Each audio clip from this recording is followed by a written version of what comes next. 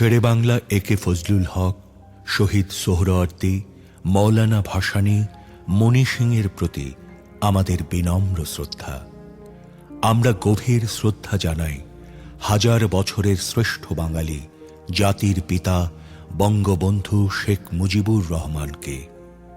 আমরা শ্রদ্ধা জানাই প্রবাসী সরকারের প্রধানমন্ত্রী তাজউদ্দিন আহমদকে। আমাদের বিনম্র শ্রদ্ধা রইল ৩০ লাখ শহীদ ও ৫ লক্ষ নির্যাতিত মা বোনের প্রতি। আমরা শ্রদ্ধা জানাই বীর মুক্তিযোদ্ধাদের, যারা স্বাধীন বাংলাদেশ সৃষ্টি করতে শহীদ হয়েছেন। আমরা শ্রদ্ধা জানাই লক্ষ লক্ষ মুক্তিযোদ্ধাকে, যাদের বীরত্বের কারণে আমরা স্বাধীন বাংলাদেশ সৃষ্টি করতে পেরেছি।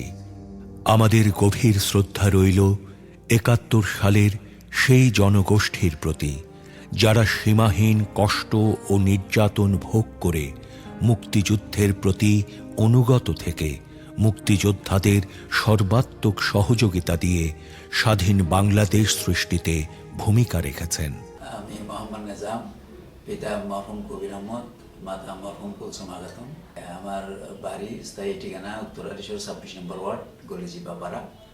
আমি যুদ্ধকালীন সময়ে ক্লাস 6 থেকে পরীক্ষা দিয়ে ক্লাস 7 উঠছি। আমি পিএইচএমএন একাডেমিতে পড়তাম তখন, দক্ষিণ কাট্টলি।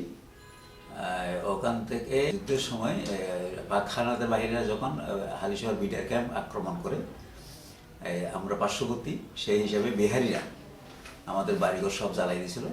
আমরা বাধ্য হইয়া উত্তর কাট্টলিতে দীর্ঘ 9 মাস অবস্থান করি। খুবই ভয়াবহ অবস্থা। আমাদের এখানে বেশি কর্তৃপক্ষ আছে, অনেক লোককে বিহারিরা ওদের সহযোগিতায় হত্যা করছে, আক্রমণ করছে, হ্যারাসমেন্ট করছে।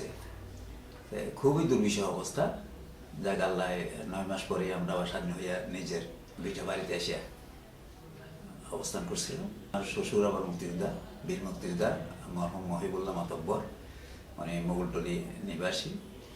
আমার বয়স কত ছিল? আমার বয়স ছিল তখন 13 বছর। আপনার আশপাশের এলাকায় যুদ্ধকালীন সময় আপনি কি দেখছেন? আক্রমণকারী অনেকের নিরীহ মানুষকে হত্যা নির্যাতন করে বাড়িঘর পুরো কমপ্লিট জ্বালাইছে। বিভিন্ন জায়গায় গিয়ে অবস্থান করছে।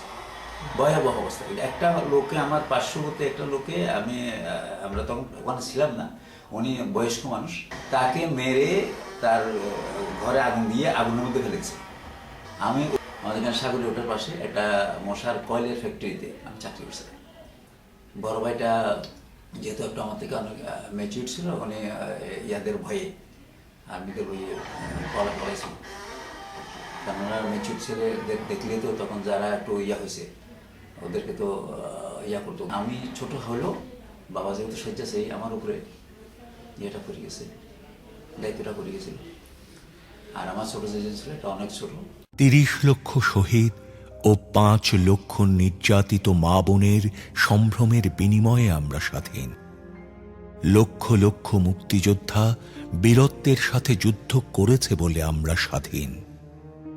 হাজার হাজার যোদ্ধা বীরত্বের সাথে যুদ্ধ করে শহীদ হয়েছে বলে আমরা স্বাধীন। কোটি কোটি লোক আমাদের সমর্থন করতে গিয়ে অবর্ণনীয় দুঃখ কষ্ট সয়েছে বলেই আমরা স্বাধীন।